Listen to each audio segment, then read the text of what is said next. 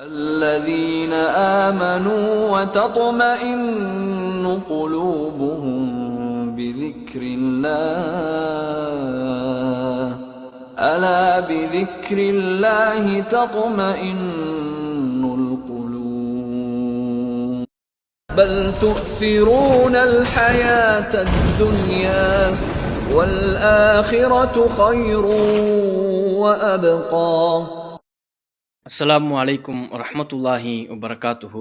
அல்ஹம்துலில்லாஹ் நஹ்மதுஹு வ நஸ்தஈனுஹு வ நஸ்தக்ஃபிருஹு வ நஊது பில்லாஹி மின் ஷுரூரி அன்ஃபுஸினா வ ஸய்யிஆத்தி அஅமாலினா மை யஹ்திஹில்லாஹு ஃபலா முதில்ல லஹு வ மை யுத்லில் ஃபலா ஹாதிய லஹு வ அஷ்ஹது அன் லா இலாஹ இல்லல்லாஹு வஹ்தஹு லா ஷரீக லஹு வ அஷ்ஹது அன்ன முஹம்மதன் அப்துஹு வ ரசூலுஹு அம்மா பஅத். ரப்பி ஷ்ரஹ் லி ஸத்ரி வ யஸ்ஸிர் லி அம்ரி வஹ்லுல் உக்தத்தம் மின் லிசானி யஃப்கஹு கௌலி. கண்ணியத்திற்குரிய இல்லாமுள்ள அல்லாஹுவின் நல்லடியார்களே, புனிதமிக்க ரமலான் மாதத்திலே நமது வீடுகளில் அமர்ந்தபடியே மார்க்கத்தின் பல்வேறு அறிவுரைகளை கேட்டு வருகிற நம் அனைவருக்கும் அல்லாஹு ரப்புல் ஆலமீன் அருள் செய்வானாக. இல்லாமுள்ள அல்லாஹுவின் நல்லடியார்களே, அழியும் உலகமும் அழியாத மறுமையும் என்கிற இந்த தொடர் தலைப்பிலே நேற்றைய தினம் நபிகள் நாயகம் ஸல்லல்லாஹு அலைஹி வஸல்லம் அவர்கள் இந்த உலகத்தில் எப்படிப்பட்ட ஒரு வாழ்க்கையை வாழ்ந்தார்கள் என்பது தொடர்பான சில செய்திகளை அறிந்து கொண்டோம். இந்த உலகத்தின் இன்பங்கள் பலவும் நபிகள் நாயகம் அவர்களுக்கு குறைத்துதான் வழங்கப்பட்டிருந்தது. இன்றைக்கு நாம் எவற்றையெல்லாம் அத்தியாவசிய அடிப்படையான தேவைகள் என்று சொல்லுவோமோ அந்த அனைத்திலேயும் நபிகள் நாயகம் அவர்கள் உணவு, உடை, இருப்பிடம் என அனைத்து அத்தியாவசிய தேவைகளிலேயும் நபிகள் நாயகம் அவர்கள் போதுமான ஒரு நிலையை பெற்றிருக்கவில்லை. எல்லாத்திலுமே கடும் சிரமத்திற்கு நபிகள் நாயகம் உள்ளானார்கள். அப்படியான சிரமமான வாழ்வை கூட நபிகள் நாயகம் அவர்கள் மன திருப்தியோடு, ஆத்ம திருப்தியோடு ஏற்றுக்கொண்டு பொருந்தி கொண்டு வாழ்ந்தார்கள் என்றால் அதற்கு ஒரே காரணம், நபிகள் நாயகம் அவர்கள் இந்த உலகத்தை விட மறுமையை நேசித்தார்கள். இந்த உலகத்தின் இன்பம் ஒரு இன்பம் அல்ல, இந்த உலகம் அற்பமானது, இதுல நமக்கு ஏற்படக்கூடிய இழப்புகளை எல்லாம் நாம் பொருட்படுத்த வேண்டிய அவசியம் இல்லை.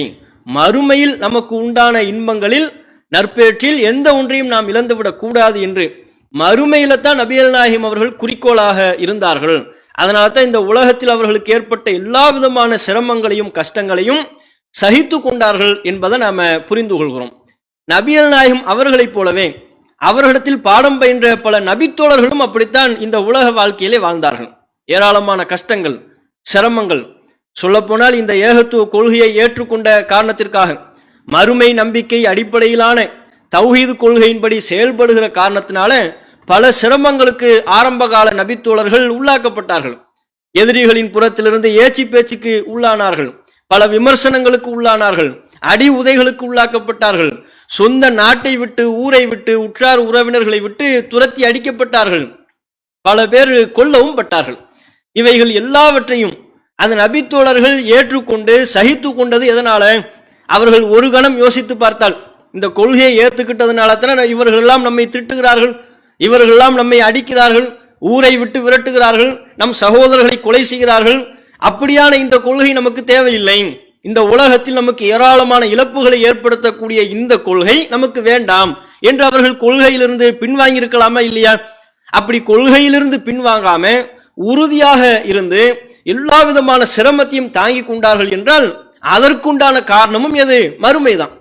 இந்த உலகத்துல தானே இவர்கள் நம்மை ஏச போகிறார்கள், இந்த உலகத்துல தானே இவர்கள் நம்மை திட்டுகிறார்கள், இந்த உலகத்தில் தானே இவர்கள் நம்மை கொள்கிறார்கள், நம்முடைய பொருட்களை அபகரிக்கிறார்கள். எனக்கு ஏற்படக்கூடிய எல்லா விதமான இழப்பும் இந்த உலகத்தில் தான். ஆனால் இந்த கொள்கை இதன்படி நான் செயல்படுகின்ற பொழுது மறுமையில் அல்லாஹு ரப்புல் ஆலமீன் எனக்கு ஒரு சிறந்த நிலையை தயாரித்து வைத்திருக்கிறான். மறுமையில் உள்ள சிறந்த நிலையை நாம் இழந்துவிடக் கூடாது என்கிற மறுமை சிந்தனையின் அடிப்படையில் தான் இந்த உலகத்தில் அவர்கள் பட்ட எல்லா விதமான கஷ்டங்களையும் துன்பங்களையும் சகித்து கொள்வதற்கு காரணமாக இருந்தது. நபி தோழர்களை பற்றி அல்லாஹு ரப்புல் ஆலமீன் திருமறை குர்ஆனிலேயும் சிறப்புப்படுத்தி சொல்கிறான். இப்படியான ஒரு நிலை அவர்களை கடைபிடித்தார்கள் என்பது அல்லாஹ் குர்ஆனில் உறுதிப்படுத்துகிறான். அல் ஹதீத் என்கிற அத்தியாயம் 10வது வசனத்தில் அல்லாஹ் சொல்கிறான், லா யஸ்தவி மின்கும் மன் அன்ஃபக மின் கப்லில் ஃபத்ஹி வ காத்தல். மக்கா வெற்றி கொள்ளப்படுவதற்கு முன்பு செலவு செய்தார்களே, அல்லாஹ்வின் பாதையில் போரிட்டார்களே, அவர்களுக்கு நீங்க சமமாக முடியாது. யாரை பார்த்து? இதர நபித்தோழர்களை பார்த்து அல்லாஹ் சொல்கிறான். நபித்தோழர்களை அல்லாஹ் இரண்டாக பிரிக்கிறான். மக்கா வெற்றி கொள்ளப்படுவதற்கு முன்பு எவ்வளவு நெருக்கடிகள் அவர்களுக்கு இருந்தது, எவ்வளவு சிரமங்கள் இருந்தது, எத்தனை அழுத்தங்கள் துன்பங்கள் அவர்கள் மீது நிகழ்த்தப்பட்டது, எல்லாத்தையும் பொறுத்து கொண்டு இந்த மார்க்கத்தின் பாதையில் செலவிட்டார்கள், அல்லாஹ்வினுடைய பாதையிலே போரிட்டார்கள். அவர்களுக்கு நீங்க சமமாக முடியாது. உலாயிக்க அஸமு தரஜத்தம் மினல்லதீன அன்ஃபகு மின் பஅது வகாத்தலு. அதற்கு பிறகு போரிட்டவர்களாக இருந்தாலும், மக்கா வெற்றிக்கு பிறகு செலவு செய்த நபர்களாக இருந்தாலும், அவர்களை விட ஆரம்ப காலகட்டத்தில் மார்க்கத்திற்காக வேண்டி போரிட்ட செலவு செய்த மக்களுக்கு அந்தஸ்து கூடுதலாக உள்ளது. குல்லம் வஅதல்லாஹுல் ஹுஸ்னா. அனைவருக்கும் அல்லாஹ் நன்மையை வாக்களிக்கிறான். எல்லாருக்கும் அவங்கவுங்க செஞ்ச நன்மை உண்டு, இருந்தாலும் அவங்க உயர்ந்த அந்தஸ்தில் இருக்கிறார்கள். வல்லாஹு பிமா தஅமலூன கபீர். அல்லாஹ் நீங்கள் செய்பவற்றை பார்த்து கொண்டிருக்கிறான் என்று அல் ஹதீத் என்கிற அத்தியாயம் 10வது வசனத்தில் நமக்கு சொல்லப்படுகிறது. இதில் அல்லாஹு ரப்புல் ஆலமீன் ஆரம்ப காலகட்டத்தில் கஷ்டப்பட்ட சிரமப்பட்ட நபித்தோழர்களினுடைய சிறப்பை அல்லாஹ் எடுத்து சொல்கிறான். அவங்க பட்ட கஷ்டம் கொஞ்சம் நெஞ்சமா? அவங்க மறுமைக்காக வேண்டி இந்த உலகத்தில் ஏற்றுக்கொண்ட சகித்து கொண்ட துன்பங்கள் கொஞ்சம் நெஞ்சமா? அதனால் அவர்களிடத்தில் எனக்கு நிறைய கூலியை அவர்களுக்கு நான் வழங்குவேன் என்று அல்லாஹு ரப்புல் ஆலமீன் உறுதிப்படுத்துகிறான். இப்படி பல நபித்தோழர்கள் அவருடைய சிந்தனை எல்லாம் மறுமையாக இருந்தது, அவருடைய கவலை மறுமையை பற்றியதாக இருந்தது. அதற்காகவே இந்த உலகத்தில் பல்வேறு இழப்புகளை அவர்கள் சகித்து கொண்டார்கள், தாங்கிக் கொண்டார்கள். ஹந்தலா என்கிற ஒரு நபித்தோழரினுடைய வரலாற்றை முஸ்லிம்ல 5305வது செய்தியா பார்க்கிறோம். அபூபக்கர் ரலியல்லாஹு அன்ஹு அவர்கள் ஹந்தலா அவர்களை சந்திக்கிறார்கள். பொதுவா ஒரு நபரை நம்ம சந்திச்சோம்னா விசாரிப்போம்ல, எப்படி இருக்கிறீங்க, நல்லா இருக்கிறீங்களா, நோம்புலாம் எப்படி போய் கொண்டிருக்கிறது, கொரோனாவில் நீங்க எப்படி பாதுகாப்பா இருக்கிறீங்களா, இன்னைக்கு நம்ம விசாரிக்கிறோம்ல. அது மாதிரி ஒருவரை சந்திக்கின்ற பொழுது பொதுவாக விசாரிப்போம். அபூபக்கர் அவர்கள் அது மாதிரி ஹந்தலா அவர்களை விசாரிக்கிறார்கள். கைஃப அன்த யா ஹந்தலா, ஹந்தலா அவர்களே நீங்க எப்படி இருக்கிறீங்க அப்படின்னு விசாரிக்கிறாங்க. விசாரிக்கும் போது அவர் பதில் சொல்றாரு, நாஃபக ஹந்தலா, ஹந்தலா நயவஞ்சகனாக ஆகிவிட்டான். தன்னை பத்தி சொல்றாரு. இதுவே நம்மளத்தில் விசாரிச்சா நம்ம அடுத்தவங்களை பத்தி தான் சொல்லுவோம். நம்ம பத்தி நம்ம குறைச்சி சொல்லுவோமா? நம்மை பற்றி நாமே திட்டி சொல்லுவோமா? அடுத்தவர்களை பற்றி வேண்டுமானால் நம்ம இப்படி சொல்லுவோம். ஹந்தலா அவர்கள் தன்னை பற்றி சொல்கிறார். நாஃபக ஹந்தலா, ஹந்தலா நயவஞ்சகனாக ஆகிவிட்டான் அப்படிங்கிறார். அதை கேட்கிற அபூபக்கர் ரலியல்லாஹு அன்ஹு அவங்க சொல்றாங்க, சுப்ஹானல்லாஹ், அல்லாஹு துயவன் மா தகுல், ஏன் இப்படி சொல்றீங்க, ஏன் இந்த மாதிரி உங்களை நீங்களே சொல்லிக் கொள்கிறீர்கள், காரணம் கேட்கிறாங்க. அதற்கு ஹந்தலா அவர்கள் பதில் அளிக்கிறார்கள், இல்லை அபூபக்கர் அவர்களே, நாம நபியல் நாயகம் அவர்களோட சபையில் அமர்ந்திருக்கிறோம். நபியல் நாயகம் நமக்கு ஏராளமான அறிவுரைகளை சொல்கிறார்கள். யுதக்கிருனா பின்னாரி வல் ஜன்னா, நரகத்தை பற்றி எடுத்து சொல்கிறார்கள், சொர்க்கத்தை பற்றி எடுத்து சொல்கிறார்கள். அப்போதெல்லாம் நாம் அந்த இன்பங்கள், நரகத்தினுடைய வேதனைகள் அவற்றையெல்லாம் கண்கூடாக பார்ப்பதை போன்று உள்ளது. இறையச்சம் நம்முடைய உள்ளத்தில் மேலிடுகிறது. அந்த உணர்வு எப்படிப்பட்ட ஒரு நிலையாக, உயர்ந்த ஒரு உணர்வாக, உயர்ந்த நிலையாக இருக்கிறது. அதுவே நபியல் நாயகத்தை விட்டு நாம் பிரிந்து வந்து விட்டால் எப்படி நடந்து கொள்கிறோம்? தன்னை பத்தி சொல்ற, நான் எப்படி நடந்து கொள்கிறேன், என்னுடைய குடும்பத்தார்களோடு நேரம் செலவிடுகிறேன், குழந்தைகளை கொஞ்சுகிறேன், மனைவி மக்களோடு நேரம் கழிக்கிறேன். நபியல் நாயகம் அவர்களோடு இருக்கின்ற அந்த உணர்வு நான் அவர்களை விட்டு பிரிந்து வந்ததற்கு பிறகு எனக்கு இல்லையே. அப்ப நான் முனாஃபிக்கு தானே, நயவஞ்சகன் இரட்டை வேடமா என்னிடத்துல வருதா இல்லையா? ரசூலுல்லாவோடு இருக்கின்ற பொழுது ஒரு நிலை, நபியல் நாயகம் புறத்திலிருந்து மார்க்க அறிவுரைகளை உபதேசங்களை கேட்கின்ற பொழுது ஒரு நிலை, அவர்களை விட்டு பிரிந்து வந்து விட்டால் இன்னொரு நிலை என்னிடத்தில் காணப்படுகிறதே, நான் முனாஃபிக்கு தானேங்கிறாங்க. அபூபக்கர் அவர்கள் இவருடைய இந்த விளக்கத்தை கேட்ட உடனே, எனக்கும் அப்படித்தானே இருக்கு, நீங்க சொல்ற மாதிரி தானே நானும் இருக்கிறேன், அப்ப வாங்க நம்ம ரசூலுல்லாஹ்விடத்துல போய் விளக்கம் கேட்போம்னு இருவருமாக நபியல் நாயகம் அவர்களிடம் வருகிறார்கள். வந்து நபியல் நாயகம் அவர்களிடத்துல ஹந்தலா அவங்க அதே விஷயத்த சொல்றாங்க. அபூபக்கர் அவர்கள்ட்ட சொன்ன விஷயத்தையே, நான் முனாஃபிக்கா போயிட்டேன், இன்னென்ன காரணம்னு சொல்றாங்க. சொல்லும் போது நபியல் நாயகம் அவர்கள் விளக்கம் அளிக்கிறார்கள், வல்லதி நஃப்ஸி பியதிஹி, என்னுடைய உயிர் எவன் கைவசம் உள்ளதோ அந்த இறைவன் மீது ஆணையிட்டு சொல்கிறேன், இன் லவ் ததூமுன அலாமா தகூனுன இந்தி வஃபி ذிக்ரி, என்னிடத்தில் இருக்கின்ற பொழுது நீங்கள் எப்படி இருக்கிறீர்களோ, அறிவுரைகள் உபதேசங்களை கேட்கின்ற பொழுது எப்படி இருக்கிறீர்களோ அப்படியே நீங்கள் தொடர்ந்து இருப்பீர்களேயானால் லசாஃபஹத்துக்குமுல் மலாயிகத்து அலா ஃபுருஷிக்கும் வஃபி துருக்கிக்கும், மலக்குமார்கள் உங்களை பாதையில சந்தித்து முசாஃபஹ செய்ய ஆரம்பிச்சிருவாங்க. எல்லா நேரத்திலையும் ஒரே மாதிரி இருக்க முடியுமா? அப்படிலாம் இருக்க வாய்ப்பில்லை, முடியாது. அப்படி நீங்கள் இருப்பீர்களே ஆனால் வானவர்களை உங்களை சந்தித்து முசாஃபஹ செய்ய ஆரம்பித்து விடுவார்கள் அப்படின்னு சொல்லிட்டு ஹந்தலா அவர்களுக்கு அறிவுறுத்துகிறார்கள். வலாக்கின் யா ஹந்தலா சாஅத்தன் வ சாஅத்தன், ஹந்தலா அவர்களே சிறிது நேரம் அப்படி, சிறிது நேரம் இப்படி, கொஞ்சம் அப்படியும் இருக்கும், உணர்வு மேலிட்ட நிலையும் வரும், சில நேரத்தில் இப்படி இருக்கத்தான் செய்யும், அது ஒன்றும் தப்பில்லை என்று ஹன்தலா அவர்களுக்கு ஆறுதல் அளிக்கிறார்கள். இதுல நாம் என்ன கவனிக்கணும்னா, ஹன்தலா அவர்களுடைய கவலையை பாருங்க. பெரிய ஒரு பாவத்தை செய்துவிட்டு ஆஹா மறுமைக்கு மாற்றமான காரியத்தை செய்து விட்டேனேன்னு கவலைப்படுறாங்களா? மார்க்கத்திற்கு முரணான, இஸ்லாத்தில் தடுக்கப்பட்ட, எச்சரிக்கை செய்யப்பட்ட ஏதேனும் ஒன்றை செய்துவிட்டு ஆஹா நான் வழி தவறி விட்டேனே அப்படின்னு புலம்புறாங்களா? குடும்பத்தாரோடு நேரம் செலவழிக்கிறார்கள் அல்லவா, மனைவி மக்களோடு பேசிக்கொண்டு சிரித்து கொண்டு இருக்கிறார்கள் அல்லவா, அதை மறுமை சிந்தனைக்கு மாற்றமாக இருக்கிறதோ என்று கவலைப்படுகிறார்கள். குடும்பத்தாரோட நேரம் செலவழிப்பதை மறுமைக்கு மாத்தமா போறோமோ? ரசூல்லாவோடு இருக்கும்போது இப்படி நம்ம இருப்பதில்லையே, இப்போது வேற மாதிரி நாம நடந்து கொள்கிறோமே, இது மறுமையின் சிந்தனைக்கு மாற்றமாக நாம் பயணித்துக் கொண்டிருக்கிறோமா என்று தன்னைத்தானே கேள்விக்கு உள்ளாக்கி கவலைப்படுகிறார்கள். அப்ப சின்ன விஷயங்களுக்கு கூட இது மறுமையை பாதிக்குமோ என்று கவலைப்படக்கூடியவர்களாக, அச்சம் தெரிவிக்கக்கூடியவர்களாக நபித்தோழர்கள் அவர்கள் இருந்திருக்கிறார்கள் என்றால் அவங்க இலக்கு என்னங்கிறத நீங்க இந்த சம்பவத்திலிருந்து நம்ம தெரிந்து கொள்ள முடியும். அவங்க எதை பத்தி கவலைப்பட்டிருக்கிறாங்க, எப்படியான ஒன்றை பற்றி அவர்கள் யோசித்துக் கொண்டிருக்கிறார்கள் என்பதை நம்ம இதுல விளங்கிக் கொள்ளலாம். இதே மாதிரி அப்துல்லா இப்னு அம்ர் இப்னுல் ஆஸ் என்கிற ஒரு நபித்தோழர், அவர் தொடர்பான ஒரு சம்பவம் சஹி முஸ்லிம்ல 192வது செய்தியில, தமிழ் நம்பர்லயே நீங்க 192வது செய்தியில பார்த்தா இது இருக்கும். அவங்க மரண வேலையில் இருக்கிறாங்க. அப்போது அழுகிறார்கள், தம்முடைய முகத்தை எல்லாம் சுவற்றின் பக்கம் திருப்பி வைத்துக் கொண்டு அழுகிறார்கள். அப்ப ஒரு பையன் அவரிடத்துல ஆறுதலாக பேச்சு கொடுத்து சொல்றாரு, தந்தையே ஏன் அழுகிறீங்க, ஏன் கவலைப்படுறீங்க, அமா பஷரக்க ரசூலுல்லாஹி ஸல்லல்லாஹு அலைஹி வஸல்லம் பி கதா வ கதா, அல்லாஹ்வின் தூதர் உங்களுக்கு இப்படி எல்லாம் நற்செய்தி சொல்லவில்லையா? அவங்கள பத்தி நபிகள் நாயகம் சொன்ன நல்ல வார்த்தைகளை எல்லாம் சொல்லி ஆறுதல் படுத்துறாங்க. மரண வேளையில் இருக்கிறவங்களுக்கு ஆறுதல் அதைத்தானே சொல்ல முடியும். மகன்கிற அடிப்படையில தந்தைக்கு ஆறுதல் சொல்கிறார். ஏன் கவலைப்படுறீங்க, ரசூல்லா உங்களை பத்தி இப்படிலாம் சொன்னாங்கல்ல, அப்படி எல்லாம் சொன்னார்கள் அல்லவா, கவலைப்படாம இருங்க அப்படின்னு சொல்றாங்க. சொல்லும் போது சுவற்றின் பக்கமா முகத்தை திருப்பி வைத்திருந்தார் அல்லவா, இந்த பக்கமா திருப்புறாங்க, தன்னுடைய மகனை நோக்கி முகத்தை திருப்பி சொல்கிறார்கள், அதெல்லாம் சரிதான்.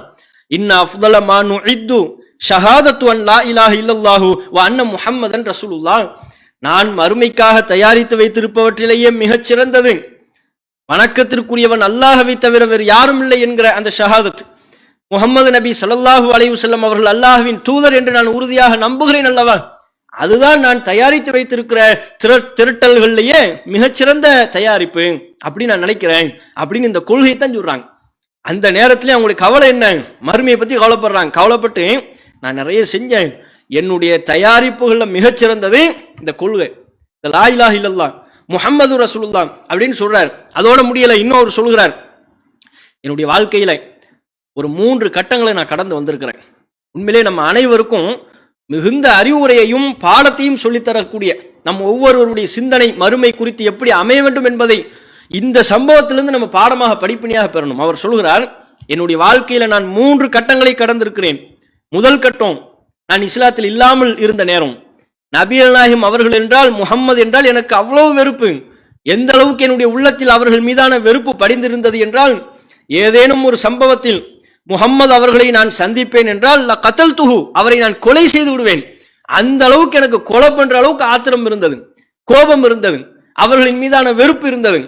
அந்த நிலையை பத்தியும் சொல்றாரு, ஜட்ஜ்மெண்ட் பண்றாரு. ஃபலவ் முத்து அலா தில்கல் ஹால், அந்த நிலையிலேயே நான் மரணித்திருப்பேனே ஆனால் லகுன்து மின் அஹ்லின்னார், நிச்சயம் நான் நரகவாதி தான். அந்த அளவுக்கு நான் இஸ்லாத்துக்கு விரோதமாக, நபிகள் நாயகம் அவர்களுக்கு விரோதமாக செயல்பட்டு கொண்டிருந்தேன். அந்த நிலையிலிருந்து அல்லாஹ் என்னை மீட்டெடுத்தான். இது முதல் கட்டம்ங்கிறார். இரண்டாவது கட்டம், அந்த நிலையிலிருந்து அல்லாஹ் என்னை மீட்டெடுத்தான். ஃபலம்மா ஜஅலல்லாஹுல் இஸ்லாம ஃபி கல்பி, அல்லாஹ் என்னுடைய உள்ளத்தில் இஸ்லாத்தை வழங்கினான். அப்போது நான் ரசூலுல்லாஹ்விடத்துல வந்து அல்லாஹ்வின் தூதரிடத்துல சொன்ன, நபிகள் நாயகம் அவர்களே கையை நீட்டுங்கள், இஸ்லாத்தை ஏற்றுக்கொள்வதாக உங்களுக்கு நான் உறுதிமொழி அளிக்கின்றேன் அப்படின்னு சொன்னேன். நபிகள் நாயகம் அவர்கள் கையை நீட்டுகிறார்கள். இவர் கையை நீட்டணும்ல, கையை நீட்ட சொல்லிட்டார் ரசூலுல்லாஹ்விடத்துல. நபிகள் நாயகம் கையை விரித்து விட்டார்கள். இவர் நபிகள் நாயகத்தின் கையை பற்றி பிடித்து இஸ்லாத்தை ஏற்றுக்கொள்வதாக உறுதிமொழி அளிக்கணும். இவர் கையை மடக்கிறார். அப்ப நபிகள் நாயகம் திருப்பி கேட்கிறாங்க, மாலக்கையா அம்ர், அம்ர் அவர்களை உங்களுக்கு என்ன ஆனது, உங்களுக்கு என்ன ஆச்சு, ஏன் நீங்க கையை மடக்கி கொண்டீர்கள் அப்படின்னு கேட்ட உடனே அவர் சொல்கிறார், இல்ல எனக்கு ஒரு நிபந்தனை, நான் ஒரு நிபந்தனையை விதிக்க விரும்புகிறேன் அப்படின்னு சொல்றார். என்ன நிபந்தனை?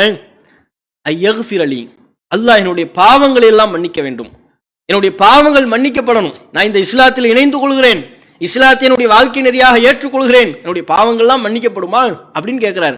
அதை நிபந்தனையாக விதிக்க விரும்புகிறேன் என்று சொல்கிறார். நபிகள் நாயகம் அவர்களுக்கு பதில் அளிக்கிறார்கள், அமா அலிம்த அன்னல் இஸ்லாம யஹ்திமு மாக்கான கப்லஹு, உங்களுக்கு தெரியாதா இஸ்லாம் என்பது இதை ஏற்றுக்கொள்ளும் போதே உங்களுடைய முந்தைய பாவங்களை எல்லாம் இந்த இஸ்லாம் அழித்து விடும். இஸ்லாம் மட்டுமல்ல, அன்னல் ஹிஜ்ரத்த தஹ்தீமு மாக்கான கப்லஹா, ஹிஜ்ரத்தும் கூட அதற்கு முந்தைய பாவங்களை மன்னித்து விடும், அழித்து விடும். அன்னல் ஹஜ்ஜ யஹ்திமு மாக்கான கப்லஹு, ஹஜ்ஜும் கூட அதற்கு முந்தைய பாவங்களை எல்லாம் அழித்து விடும். இது உங்களுக்கு தெரியாதா? நீங்க இஸ்லாத்துக்கு வரும்போதே உங்களுடைய முந்தைய பாவங்கள் எல்லாம் மன்னிக்கப்பட்டு விடுகிறது, அதை பத்தி நீங்க கவலைப்பட வேண்டிய அவசியமே இல்லை அப்படின்னு சொன்ன உடனே நபிகள் நாயகம் அவரிடத்துல இஸ்லாத்தை ஏற்றுக்கொள்வதாக உறுதிமொழி அளிக்கிறாங்க. இந்த இரண்டாவது கட்டத்தை பத்தி சொல்றாங்க. அதற்கு பிறகு நபிகள் நாயகம் அவங்கன்னா எனக்கு அவ்வளோ விருப்பம். ஆரம்பத்தில் வெறுப்புன்னார்ல, இப்ப எனக்கு நபிகள் நாயகம் அவர்கள் என்றால் அவ்வளோ விருப்பம். எந்த அளவுக்கு அந்த விருப்பத்தை பத்தி சொல்றாரு. நபிகள் நாயகம் அவர்களை நான் எந்த அளவுக்கு நேசித்தேன், எந்த அளவுக்கு விரும்பினேன் என்றால், அவர்கள் மீது நான் வைத்திருக்கிற மரியாதை கண்ணியம் காரணமாக கண்கள் நிரம்ப நபிகள் நாயகத்தை நான் பார்க்க மாட்டேன். முழுசா ரசூலுல்லாஹ்வை பார்த்தது கூட இல்லை. கண்கள் நிரம்ப நபிகள் நாயகத்தை நான் பார்த்தது கூட கிடையாது. யாரேனும் ஒருவர் என்னிடத்தில் நபிகள் நாயகத்தை பற்றி வர்ணித்து சொல்லுங்கள் என்று சொன்னால் எனக்கு அது இயலாது. ஏன்?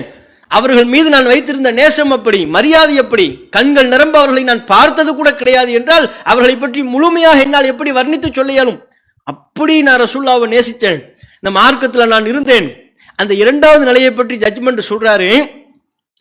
வலவு முத்து அலா தில்கல் ஹால், அந்த நிலையிலேயே நான் மரணித்திருப்பேனே ஆனால் ல ரஜவுத்து அன் அகூன மின் அஹ்லில் ஜன்னா, நான் சொர்க்கவாதியாக இருந்திருப்பேன் என்று நான் ஆதரவு வைக்கிறேன், நம்பிக்கை வைக்கிறேன்.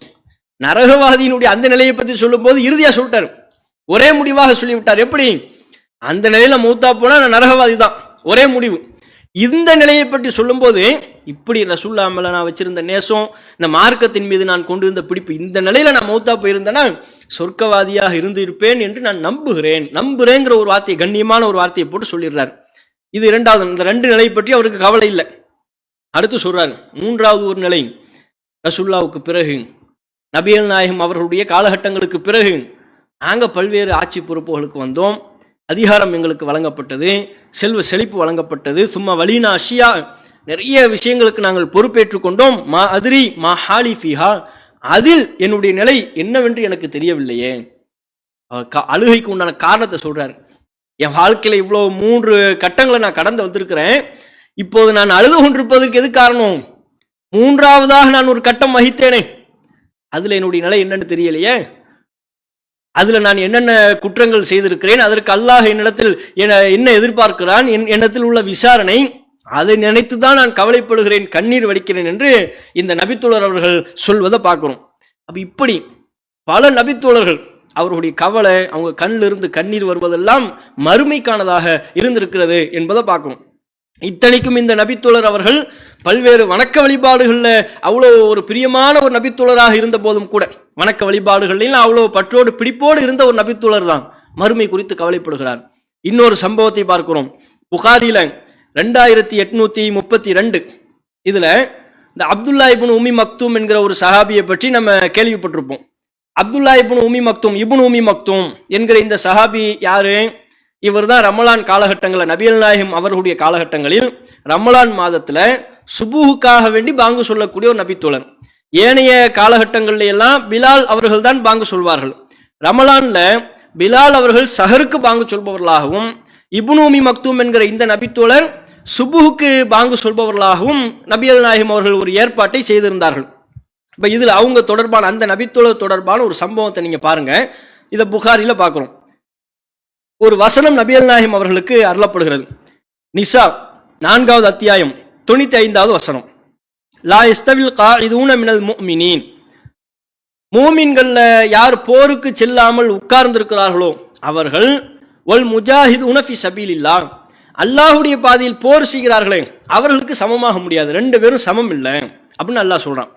யார் யாரெல்லாம் அல்லாஹ்வுடைய பாதையில போர் செய்கிறார்களோ அவங்க உயர்ந்தவர்கள், அவங்களுக்கு யாரு சமமாக முடியாது? போருக்கு போகாம வீட்டிலேயே உட்கார்ந்து கிடக்குறாங்களே அவங்க சமமாக முடியாது. ஃபضலல்லாஹுல் முஜாஹிதீன பி அம்வாலிஹிம் வ அன்ஃபுஸிஹிம், அல்லாஹ் ரப்புல் ஆலமீன் அல்லாஹ்வுடைய பாதையில் போரிட்டு தங்களுடைய பொருளாதாரத்தாலும் உயிராலும் போரிடக்கூடியவர்களை உட்கார்ந்து இருப்பவர்களை விட அவங்களுக்கு அந்தஸ்து அல்லாஹ் சிறப்பிக்கிறான். வீட்டில் சும்மா உட்கார்ந்து இருக்கிறாங்களே அவங்கள விட கூடுதலான அந்தஸ்து அல்லாஹ் யாருக்கு கொடுக்குறாங்க? அல்லாஹ்வுடைய பாதையில போர் செய்கிறார்ல, போர்னு இஸ்லாத்தின் சார்பா இஸ்லாமிய அரசின் சார்பா அழைப்பு கொடுக்கப்படும் போது அதை நம்பிக்கை கொண்டவர்கள் அதுக்கு பதில் அளிக்கணும்ல, போகணும்ல. அப்படி போகாம வீட்டில் உட்கார்ந்து இருக்கிறவங்களுக்கு அந்தஸ்து இல்லை. அதை விட அந்த அழைப்புக்கு பதிலேற்று யார் யாரு போர்க்களத்துல பங்கெடுக்கிறாங்களோ அவங்களுக்கு தான் கூடுதல் சிறப்பு இருக்குது அப்படின்னு அல்லாஹ் சொல்கிறான்.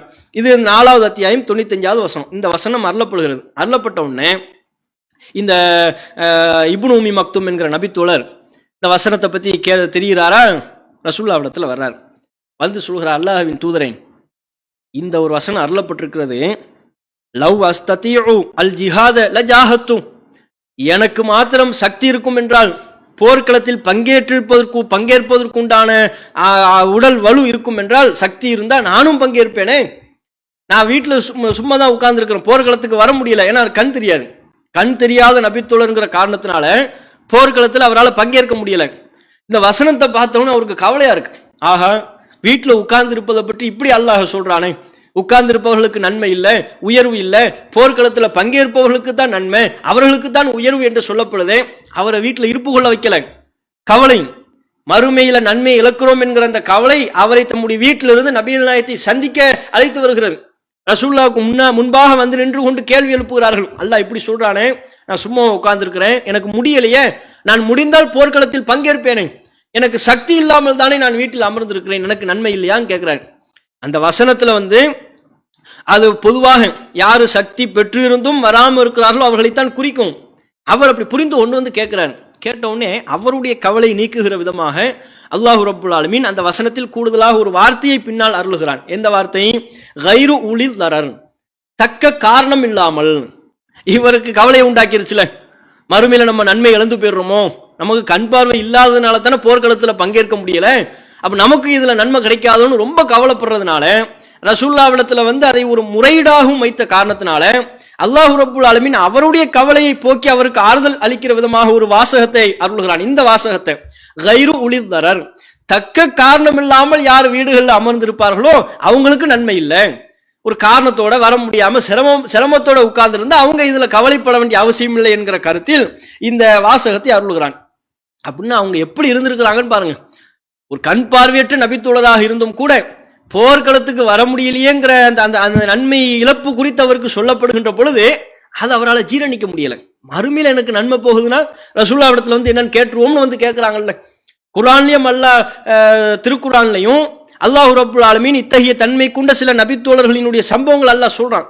குர்ஆன்ல 9வது அத்தியாயம் 92வது வசனத்தை எடுத்து படிச்சு பாருங்க. உளப்பூர்வமாக அந்த வசனத்தை படிக்கின்ற பொழுது உண்மையிலேயே ஒரு கணம் நம்முடைய கண்கள் இருந்து கண்ணீர் வருவதற்குண்டான வரவழைப்பதற்குண்டான ஆற்றல் பெற்ற ஒரு வசனம் அது. சஹாபாக்களை பத்தி தான் அல்லாஹ் அந்த வசனத்துல சொல்றான். நபிகள் நாயகம் அவர்கள் போர்க்களத்துக்கு அழைப்பு கொடுப்பாங்களாம், சஹாபாக்கள்லாம் வருவாங்களாம். சில பேர் தம்மிடத்திலேயே சொந்த வாகனங்களை வைத்திருப்பவர்கள் வாகனத்தோடயே வருவாங்க. ரசூலுல்லாஹ் அவங்கள வாகனத்துல நீங்க போருக்கு போங்கன்னு அனுப்பி வைப்பாங்க. வாகனம் இல்லாம நிறைய பேர் வருவாங்க. அப்படி நிற்கக்கூடிய நபித்தோழர்கள் எல்லாம் நபிகள் நாயகம் அவர்கள் தம்மிடத்தில் உள்ள அரசிடத்துல வாகனம் இருக்கும்ல, அந்த வாகனத்துல அந்த சஹாபாக்களை அனுப்பி வைப்பாங்க. ஒரு கட்டத்தில் என்னவாயிரும், அரசிடத்தில் உள்ள வாகனங்கள் தீர்ந்து போயிடும், அதுக்கு மேல ஏற்றி விடுவதற்கு வாகனங்கள் இருக்காது. ஆனா போர்ல பங்கேற்க வேண்டும் என்ற ஆர்வத்தோடு வந்திருக்கிற நபித்தோழர்கள் மீதம் இருப்பார்கள். அவங்க பல பேர் நிற்பாங்க, அவங்களத்திலையும் சொந்த வாகனம் இல்லை, இப்ப அரசிடத்திலையும் நபியிடத்திலையும் வாகனம் இல்லை. இப்ப என்ன நிலை, நபிகள் நாயகம் என்ன சொல்லுவாங்களா, வாகனம் இல்லை, நீங்களாம் திரும்பி போங்க அப்படின்னு சொல்லுவாங்களாம். அப்படி போகும்போது அவங்க கவலையோடு போவாங்களா, அந்த நிலையை அல்லாஹ் சொல்கிறான். வலா அலல்லதீன இதாமா அத்தௌகலி தஹ்மிலஹும், அவர்கள் நீங்கள் வாகனத்தில் ஏற்றி விடுவீர்கள், எப்படியாவது நபி நம்மளை வாகனத்தில் ஏற்றி விட்டுருவாரு, நம்ம போர்க்களத்துக்கு போயிருவோம் என்று நம்பி உம்மிடத்தில் வருகிறார்கள். குல்த, ஆனால் நீங்கள் அவர்களிடத்தில் சொல்லி விடுகிறீர்கள், லா அஜிதுமா அஹ்மிலுக்கும் அலை, உங்களை ஏற்றி விடுவதற்கு எம்மிடத்தில் வாகனம் இல்லை அப்படின்னு சொல்லிடுறீங்க. சொல்லும் போது தவல்லவ், அவர்கள் திரும்ப செல்கிறார்கள்.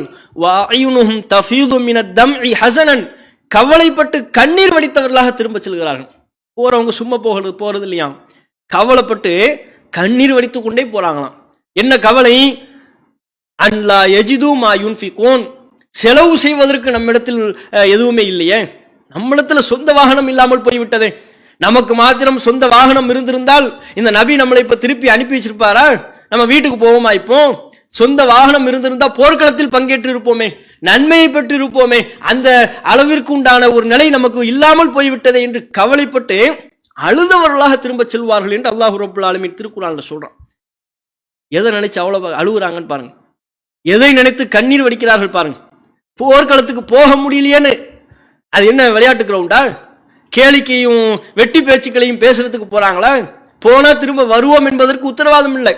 அப்படியான ஒன்றை இழப்பதை உள்ளுக்குள் சந்தோஷப்பட்டு கொள்ளக்கூடிய ஒரு மனநிலை தான் எந்த ஒருவருக்கும் வரும்.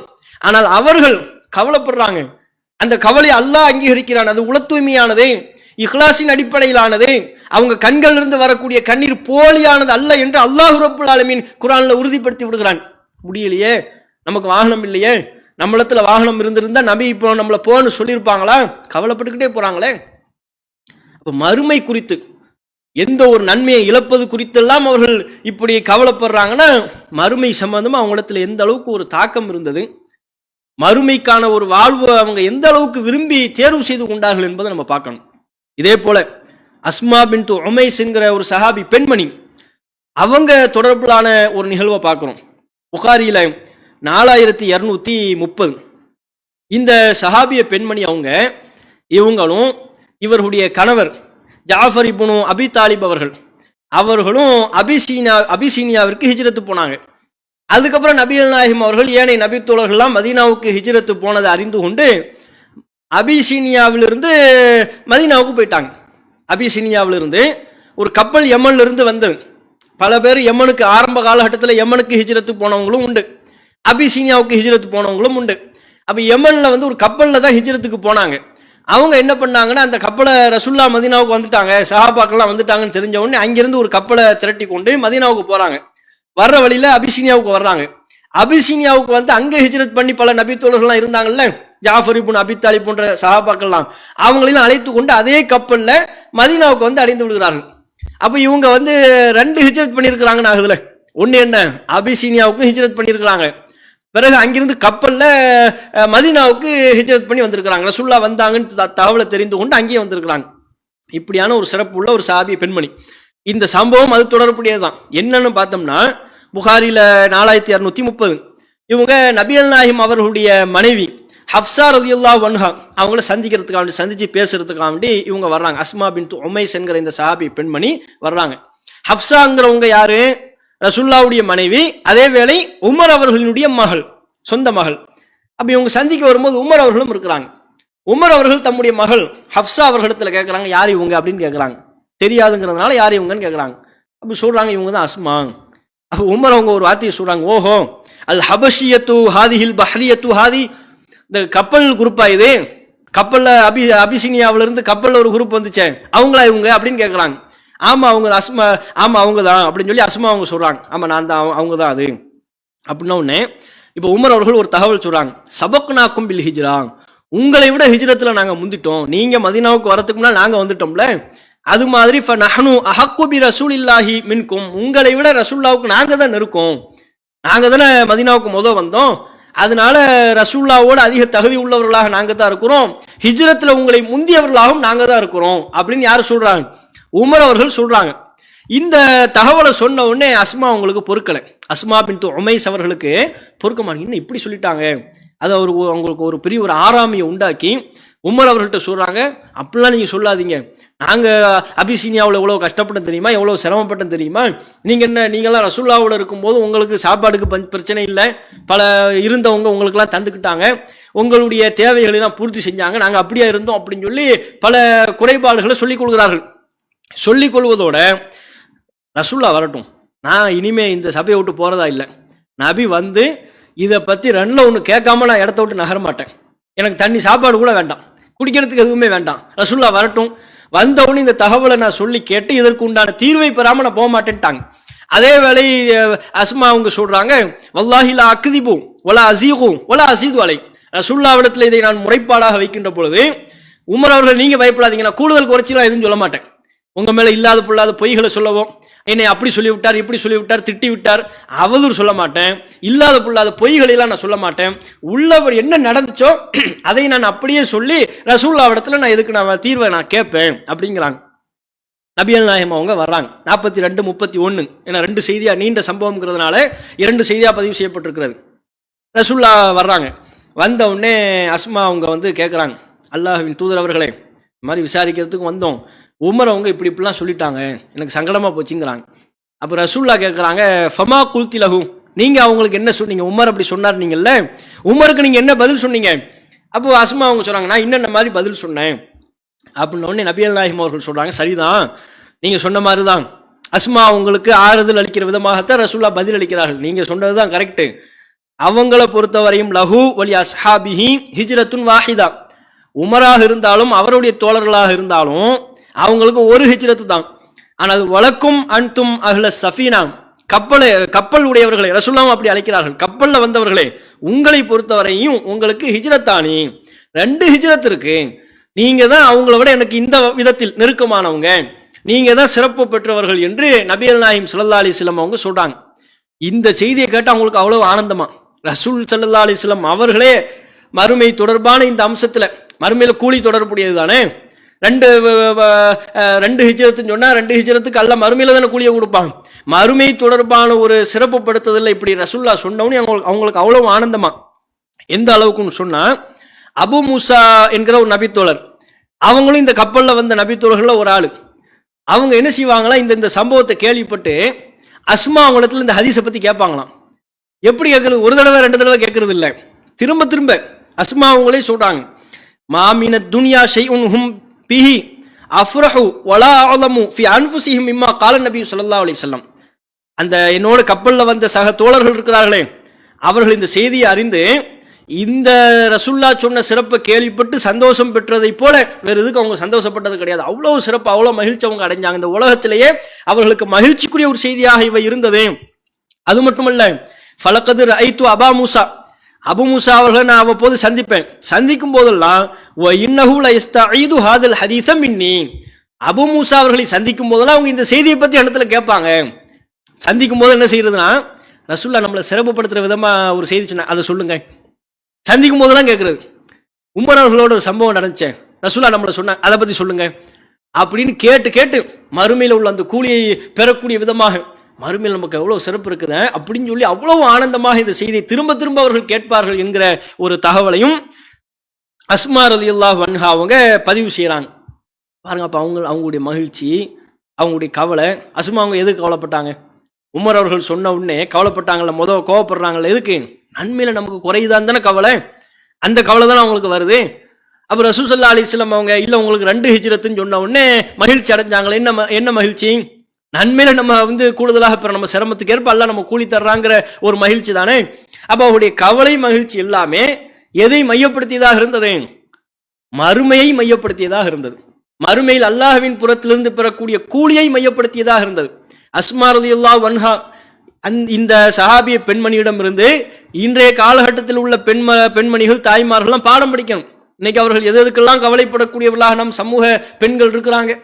சீரியல் பார்க்கறதுலையும், தொலைக்காட்சிகள்ல தொடர்ச்சியாக மூழ்கி கிடப்பதிலையும், சினிமா படங்களை பார்ப்பதிலையும், அது தவறி போய்விட்டால் ஒரு சீரியல் பார்க்கறதுக்கு தவறிட்டாங்கன்னா அதுக்காக வேண்டி கவலைப்படக்கூடியவர்களாகவும், அதில் வருகிற சோக காட்சியை பார்த்து கண்ணீர் வடிப்பவர்களாகவும் இருக்கக்கூடிய சமூக பெண்மணிகள் அஸ்மா பின்த் உமைஸ் என்கிற இந்த சஹாபி பெண்மணியின் வாழ்க்கையிலிருந்து பாடம் படிக்கணும்.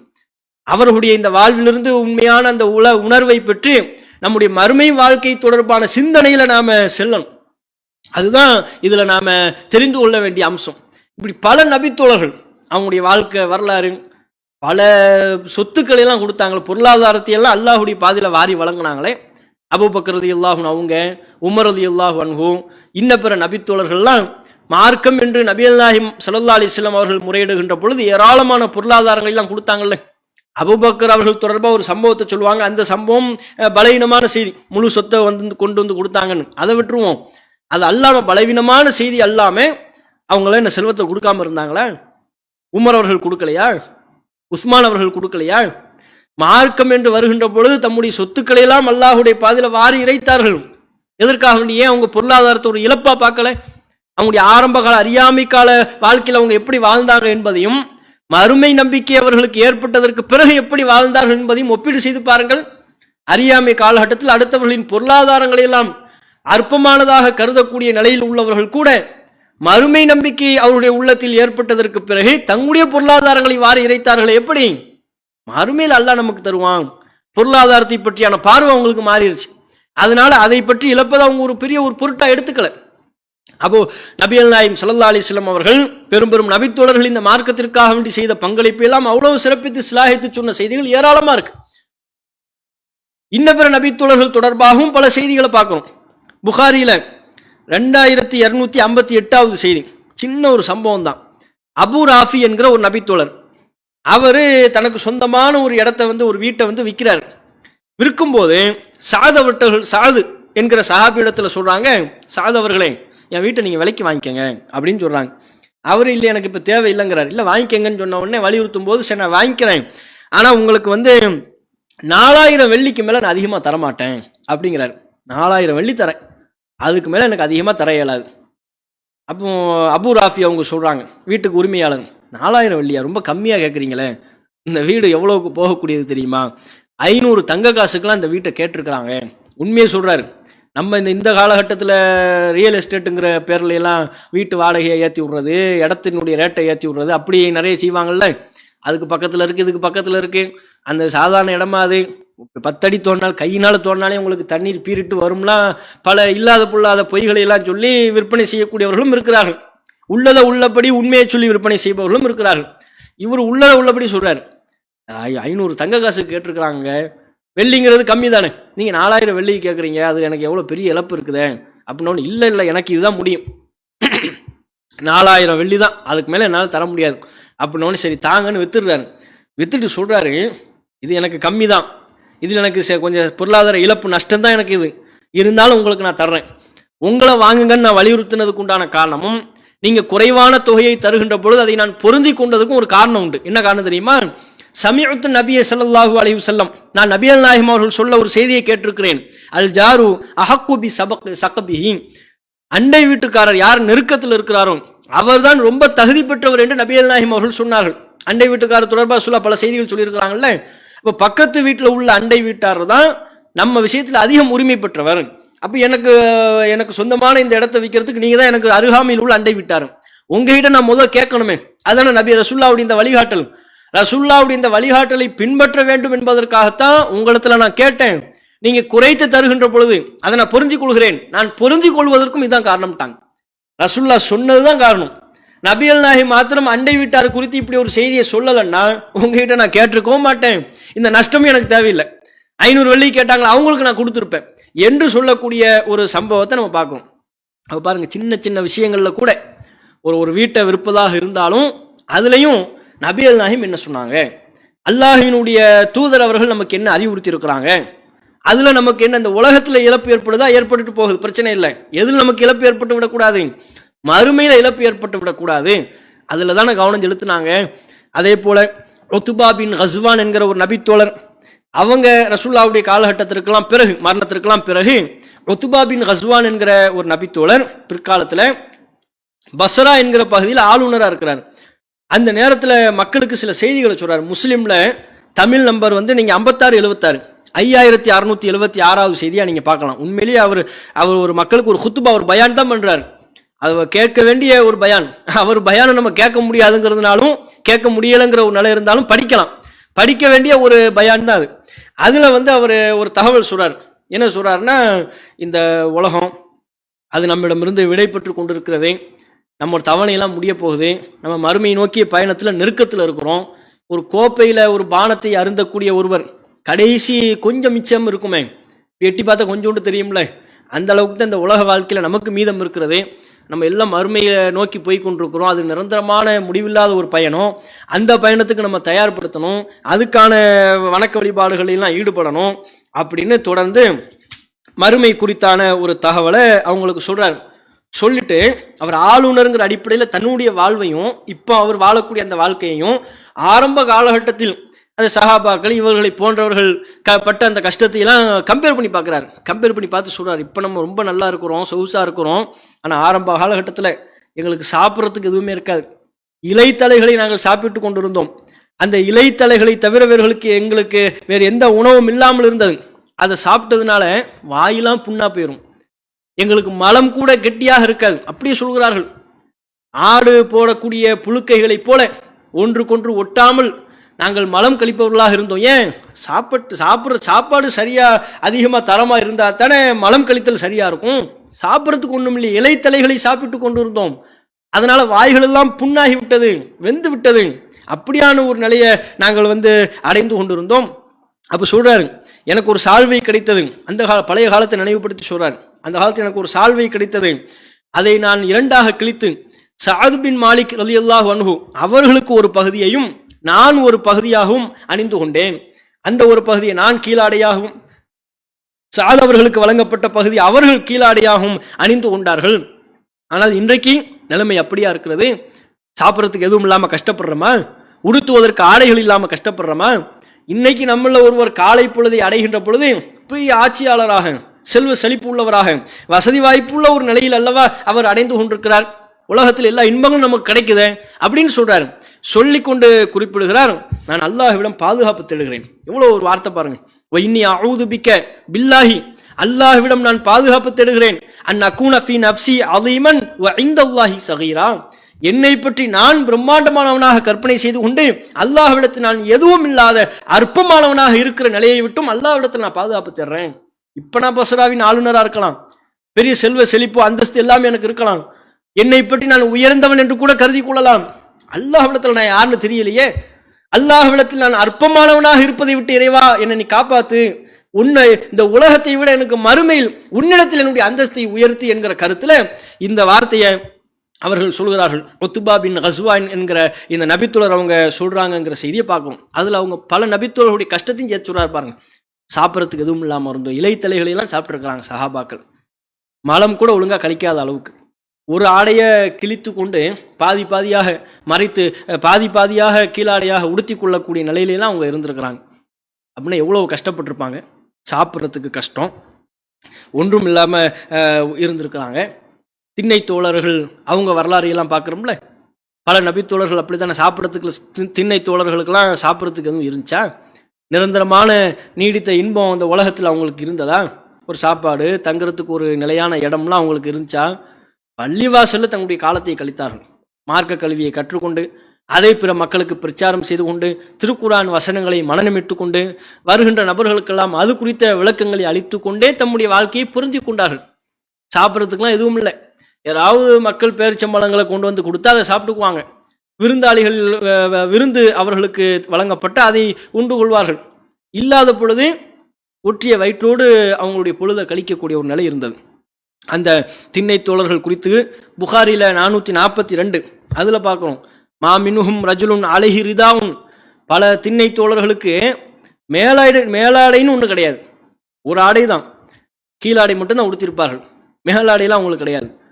அல்லது போர்வை இருக்கும், அந்த போர்வையவே மேலாடையாகவும் கீழாடையாகவும் சேர்த்து போர்த்தி கொண்டிருப்பார்கள்.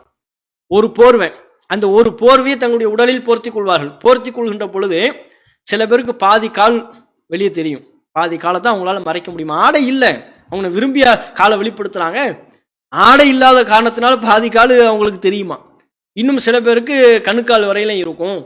ஆடைகளுடைய பஞ்சு அந்த அளவுக்கு அவங்களுக்கு இருந்தது என்கிற செய்தியை, மறைவிடங்கள் தெரியக்கூடாது, பிறர் பார்த்து விடக்கூடாது என்பதற்காக வேண்டி ஒரு போர்வை தானே போத்துறாங்க, அது கீழே விழுந்துடக்கூடாதுல்ல, கையால் அப்படி பொத்தி கொண்டு இருப்பாங்களாம். அந்த ஆடையை பலமாக பிடித்து கொண்டு கீழே விழுந்துடக்கூடாது, மறைவிடம் தெரிந்து விடக்கூடாது என்பதற்காக வேண்டி போர்த்திருக்கிற ஒரு ஆடையையும் போர்வையையும் பலமாக கையினாலேயே பிடித்து கொண்டிருப்பார்கள் என்கிற செய்தியை புகாரில 442வது செய்தியா பார்க்கிறோம்.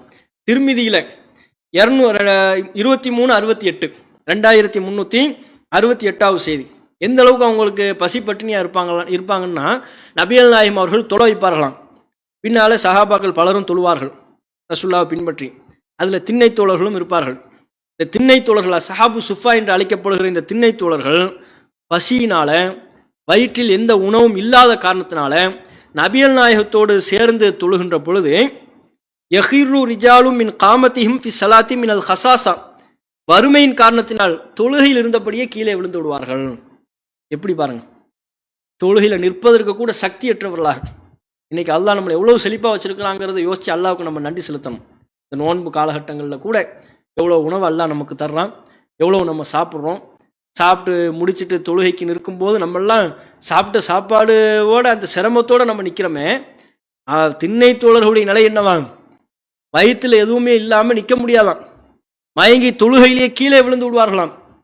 ரசூல்லா சலாம் கொடுத்து முடிச்சுட்டு அவர்களை நோக்கி திரும்பி சொல்வார்களாம், அவங்களுக்கு ஆறுதல் அளிக்கிற விதமாக, அவங்களுக்கு ஒரு தெம்பை கொடுக்குற விதமாக சொல்வாங்களாம், லவ் தஅலமூன மாலக்கும் இந்தல்லாஹி, அல்லாஹ்விடத்தில் உங்களுக்கு என்ன இருக்கிறது என்பதை நீங்கள் அறிந்து கொள்வீர்களே ஆனால் ல அஹ்பப்தும் அன் தஸ்தாது ஃபாக்கத்தன் வஹாஜா, உங்களுக்கு வறுமை இன்னும் அதிகரிக்க வேண்டும், தேவைகள் இன்னும் நீள வேண்டும் என்று தான் நீங்கள் விரும்புவீர்கள். எப்படி சொல்றாங்க பாருங்க. இப்போ நீங்க கஷ்டப்படுறீங்க, உலகத்தில் உங்களுக்கு கஷ்டம் சிரமம், சாப்பிடுவதற்கு ஒண்ணுமே இல்லாமல் இவ்வளவு சிரமப்படுறீங்க. ஆனா ஒன்று விளைவிக்கங்க, அல்லாஹ் உங்களுக்கு தயாரித்து வைத்திருக்கிற இன்பங்கள் இருக்க, அதையெல்லாம் நீங்கள் அறிந்து கொள்வீர்களே ஆனால் அந்த நிலையான இன்பத்தை பற்றி நீங்கள் தெரிந்து கொள்கிற பொழுது இந்த உலகத்தில் உங்களுக்கு ஏற்பட்டிருக்கிற வறுமை ஒரு பொருட்டாக தெரியாது. மேலும் மேலும் வறுமை அதிகரிக்க வேண்டும் என்று விரும்புவீர்கள், தேவைகள் இன்னும் எனக்கு நீண்டாலும் பிரச்சனை இல்லை என்று நீங்கள் கருதுவீர்கள். அந்த அளவிற்கு அல்லாஹ்விடத்தில் உங்களுக்குள்ள சிறப்பு வேறு என்று நபிகள் நாயகம் அவர்கள் அந்த திண்ணை தோழர்கள் விஷயத்தில் சொல்றாங்க. இதுதான் பல சஹாபாக்களுடைய நிலை. ஆடையை நம்ம சொல்றோமே, ஆடைகள்லாம் போதுமான ஆடைகள் அவங்களுக்கு இருந்துச்சா? கஃபன் செய்யறதுக்கு ஆடை இல்லையங்க, உடுத்துவதற்கு ஆடை இல்லைங்கிறது ரெண்டாவது. இறந்து விட்டால் அடக்கம் செய்வதற்கு ஒரு சமூகத்துல ஒருத்தருக்கு ஆடை இல்லைன்னு சொல்ல முடியுமா? அப்படி ஒரு சமூகத்தை நம்மளால காட்ட முடியுமா? கஃபன் பண்றதுக்கு ஆடை இல்லை சொல்ல முடியுமா? புல்லை கொண்டுதான் நாங்க அவங்களை அடக்கம் பண்ணோம் சொல்ல முடியுமா? அந்த நிலையெல்லாம் சஹாபாக்களுக்கு இருந்ததே. முஸ்அப் இப்னு உமைர் என்கிற நபித்தோழர், இதே இப்னு அவுஃப் என்கிற அப்துல் ரஹ்மான் இப்னு அவுஃப்ங்கிற சஹாபி தான் இதை நினைவுபடுத்துறாரு. புகாரில 1275 1275 ஒரு நோன்பு, ரமலான் மாத நோன்பா உபரியான் நோன்பான்னு தெரியல, நோன்பு திறக்கிற வேலையில் இருக்கிறாரு. சாப்பாடெல்லாம் கொண்டு வந்து அவருக்கு வைக்கப்படுகிறது. அந்த சாப்பாடை பார்த்துட்டு பழைய ஞாபகம் அவருக்கு வந்துருச்சு. எப்படி நம்ம முன்பு கூட ஒரு சம்பவம் சொன்னோம், அபூ ஹுரைரா அவர்கள் பாதையில் போய் கொண்டிருக்கும் போது ஒரு கூட்டம் அவங்கள சாப்பிட கூப்பிட்டாங்கல்ல, பொரிச்ச ஆட்டை வைத்து கொண்டு, அபூ ஹுரைரா நீங்களும் வாங்க சாப்பிடுவாங்கன்னு கூப்பிடும்போது இல்லை நான் வரலன்ட்டு சொல்லிட்டு போகும்போது ரசூலுல்லாவுக்கு இதெல்லாம் கிடைக்கலையேன்னு கவலைப்பட்டுக்கிட்டே போனாங்கல்ல, அது மாதிரி தான் அப்துல் ரஹ்மான் இப்னு அவுஃப் என்கிற நபித்தோழர் நோன்பா இருக்கிறாரு. நோன்பு திறப்பதற்கு உணவுகள்லாம் வைக்கப்படுகிறது. அதை பார்த்து அவருக்கு பழைய ஞாபகம் வந்து விட்டது. பார்த்துட்டு சொல்றாரு, உத்தில முஸ்அப் இப்னு உமைர், முஸ்அப் இப்னு உமைர் கொல்லப்பட்டார், ஒஹுவ கைரும் மின்னி, அவர் என்னை விட சிறந்தவர், ஆனால் அவர் சாதாரண ஆடையில தான் கஃபன் செய்யப்பட்டார். அவர் தலையை மறைத்தால் கால் தெரிந்தது, காலை மறைத்தால் தலை தெரிந்தது, அப்படியான ஒரு நிலையில் தானே அவர்கள்லாம் இருந்தாங்க. கஃபன் செய்வதற்கு கூட தலையை மறைத்தால் கால் தெரியக்கூடிய விதத்தில், கால ஆடையை கொண்டு மறைத்தால் தலை தெரிகின்றது என்கிற விதத்தில் எவ்வளவு நெருக்கடி இருந்தது. இப்போ நமக்கு எவ்வளவு உணவுகள் வழங்கப்படுகிறது அப்படின்னு சொல்லிட்டு இந்த துனியா நமக்கு நிறைய வழங்கப்பட்டு விட்டது. எல்லாத்தையும் பார்த்துட்டு சொல்றாரு, வக்கது ஹஷீனா அன் தக்கூன ஹசனாத்துனா உஜிலத் லனா, நம்முடைய நன்மைகளுக்கு உண்டான கூலிகள் எல்லாம் இந்த உலகத்திலேயே நமக்கு விரைவுபடுத்தப்படுகிறதோ கவலைப்படுறாரு. இஃப்தாருக்கு கொஞ்சம் உணவு வச்சிருப்பாங்க போல இருக்கு, ஒன்றுக்கு ரெண்டா உணவு எக்ஸ்ட்ரா 2-3 உணவை பார்த்த உடனே என் நன்மைகள்லாம் பறி போகுதா, நான் செய்கிற நன்மைகளுக்கு உண்டான கூலிகள் எல்லாம் இந்த உலகத்திலே எனக்கு வழங்கப்பட்டு விடுகிறதா? ஏன் எனக்கு முன்பாக உள்ள என்னுடைய தோழர்கள் இதை அனுபவிக்கலையே, அவங்க ஒண்ணுமே இந்த உலகத்தில் எந்த இன்பத்தையும் அனுபவிக்காம தான் இந்த உலகத்தை விட்டு போனாங்க. நான் அப்படி இல்லாமல் எனக்கு இந்த உலகத்தின் பல இன்பங்கள் வழங்கப்படுகிறது, அதை பார்த்து எனக்கு கவலையா இருக்கு, பயமா இருக்குங்கிறாங்க.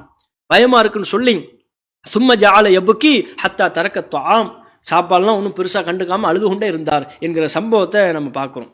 இதே சம்பவத்தை இந்த மாதிரியான முந்தைய நபித்தோழர்கள் இந்த உலகத்தில் எந்த இன்பங்களையும் பெறாமலேயே சென்று விட்டார்கள் என்கிற தகவலை ஹப்பாப் ரலியல்லாஹு அன்ஹு அவர்களும் நினைவுபடுத்துகிறார்கள். அவங்க ஒரு சுவரை கட்டுறாங்க, கட்டும்போது அந்த சுவர் கட்டுற பணியில் ஈடுபடும் போது நமக்கு முன்பு பல தோழர்கள் இருந்தாங்க, அவங்களுக்குலாம் இந்த உலகம் எந்த விதமான உலகத்தில் உள்ள இன்பங்கள்லாம் வழங்கப்படலையேன்னு சொல்லி ஆரம்ப காலத்தில் கஷ்டப்பட்ட நபித்தோழர்கள் குறித்து கவலைப்படக்கூடிய ஒரு செய்தியை புகாரில 6431வது செய்தியாக நம்ம பார்க்கிறோம். 64:31 அதுல ஹப்பாப் ரலியல்லாஹு அன்ஹு அவர்கள் நினைவு கூறக்கூடிய இந்த சம்பவத்தை நம்ம பார்க்கலாம்.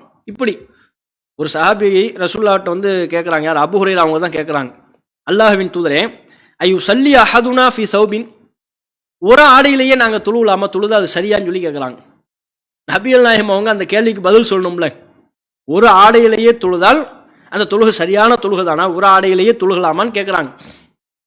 கேட்டா இதுக்கு நபிகள் நாயகம் சொன்ன பதில் என்ன தெரியுமா? அவலி குள்ளிக்கும் சௌபானி, உங்களை எல்லாத்துக்கும் ரெண்டு ட்ரெஸ் இருக்கா, போங்க வேற வேலை இருந்தா பாருங்கிறாங்க. எதுக்கு இந்த கேள்வி? இந்த கேள்வியை கேட்க வேண்டிய சமூகம் நீங்க இல்லையே, உங்களுக்கு ஏன் இந்த கேள்வி வருது? என்னமோ உங்க எல்லாத்துக்கும் 2 ட்ரெஸ் இருக்கிற மாதிரியும், 2 ட்ரெஸ், 2க்கு மேல கூட சொல்லலை. அவலி குள்ளிக்கும் சௌபானி, உங்களில் அனைவருக்கும் 2 ஆடைகள் உள்ளதா, என்னமோ உங்க எல்லாத்துக்கும் 2 ஆடைகள் இருக்கிற மாதிரியும், அந்த 2 ஆடைகளை இருக்கிற நிலையில ஒரு ட்ரெஸ்ல தொழுகலாமான்னு கேள்வி கேட்கிற மாதிரி கேட்குறீங்களே, இருக்கிறது ஒரு ஆடை தானங்க இருக்கு, போங்க போய் தொழுதுட்டு போங்கிறாங்க. எதுக்கு இந்த கேள்வியை? இந்த கேள்வியே தேவையற்றதுங்கிறாங்க. இந்த கேள்வி 2 ஒரு ஆடையில் தொழுகலாமாங்கிற அந்த கேள்வியே தேவையற்றதாக நபிகள் நாயகம் அவர்கள் கருதக்கூடிய நிலையில் ஒரு சமூகம் இருந்தார்கள் என்றால் அவர்களிடத்தில் உள்ள ஆடைகள் என்ன, ஆடைகள் இப்படி இருக்குன்னா அவங்களுடைய இதர நிலைகள் என்ன, யோசிச்சு பாருங்க. இது எல்லாத்தையும் இவ்வளவு சிரமத்தை அவங்க சகித்து கொண்டது மர்மங்கிற ஒண்ணுக்காகத்தான். அல்லாஹ் எனக்கு மறுமையில கூலி தருவான். இந்த உலகத்துல நான் என்ன கஷ்டப்பட்டேன், எனக்கு ட்ரெஸ் இல்லாம இருக்கலாம், ஆடைகள் இல்லாம இருக்கலாம், அதுல போதிய வசதி வாய்ப்புகள் எனக்கு வழங்கப்படாம இருக்கலாம், மறுமையில் எனக்கு எதுவும் குறைந்து விடக் கூடாது, அதில் தான் அவர்கள் கவலைப்பட்டார்கள். அதற்காகத்தான் அவங்க கண்ணீர் வடித்தார்கள். பல சஹாபாக்கள் கந்தக்கு போர்க்களம், அந்த போர்க்களத்திற்காக வேண்டி குழி தோண்டுகிறார்கள். அது தொடர்புடைய ஒரு செய்தியை நம்ம முன்னால சொன்னோம்.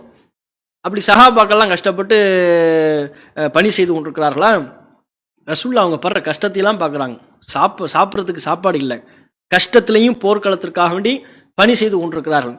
அவங்க படுற சிரமம், பசி, பட்டினி அதையெல்லாம் நபிகள் நாயகம் அவங்க பார்த்துட்டு, இறைவா மறுமை வாழ்க்கை தான் வாழ்க்கை, லா ஐஷ இல்லா ஐஷுல் ஆஹிரா, மறுமை வாழ்வை தவிர வேறு எதுவும் வாழ்க்கை இல்லை. இறைவா அல்லாஹும் மக்ஃபிர் லில் அன்சார், இந்த அன்சாரிகளை நீ மன்னித்து விடு, வலில் முஹாஜிர், இந்த முஹாஜிர்களை இறைவா நீ இவர்களுடைய பாவங்களை எல்லாம் மன்னித்து விடு, இவர்களுக்கு அருள் புரி என்று போர் களத்தில் பணியில் ஈடுபட்டு கொண்டிருக்கிற அன்சாரிகளுக்காகவும் முஹாஜிர்களுக்காகவும் வேண்டி நபிகள் நாயகம் துவா செய்கிறார்கள். ரசூலுல்லாஹ் ஏன் துவா செய்கிறாங்க? அவங்க பட்ட அந்த கஷ்டத்தை பார்க்குறாங்க.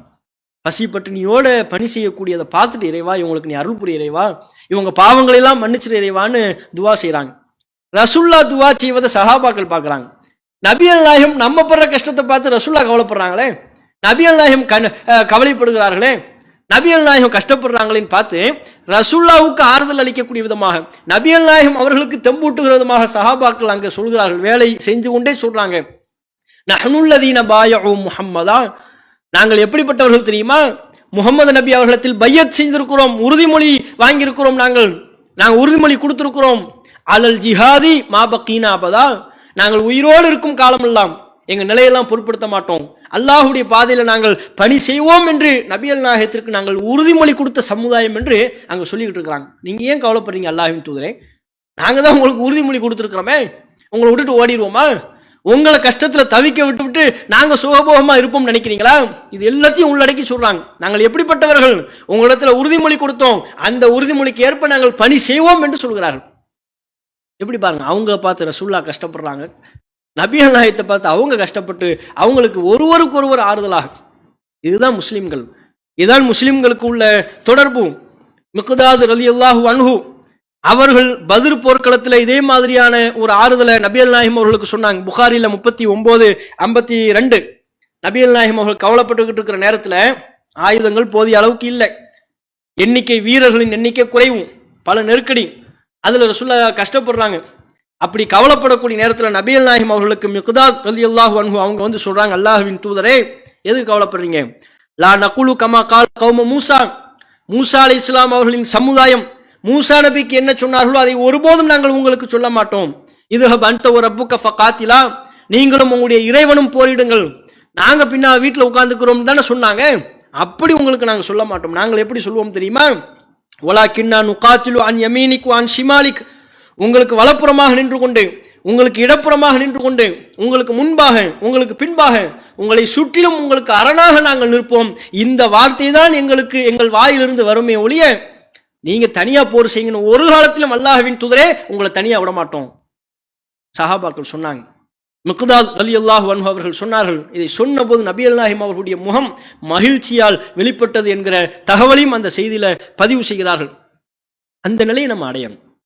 அப்படியான ஒரு மறுமைக்காக வேண்டி நம்ம பாடுபடணும், மறுமைக்காக வேண்டி உழைப்பு செய்கிற மக்களாக, மறுமையில நமக்கு ஒரு இன்பம் கிடைக்கிறது என்றால் இந்த உலகத்தில் உள்ள எந்த ஒரு இன்பத்தையும் அதையெல்லாம் அற்பமாக கருதி அவைகளெல்லாம் தூசுகள், மறுமையின் இன்பத்திற்கு முன்னால் இவைகள் ஒன்றுமல்ல, உதாசீனப்படுத்தக்கூடிய நன்மக்களாக நம்ம மாறணும்.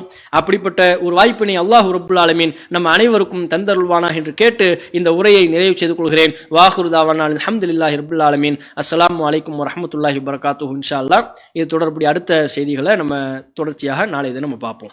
அஸ்ஸலாமு அலைக்கும் வரஹ்மத்துல்லாஹி வபரகாத்துஹு.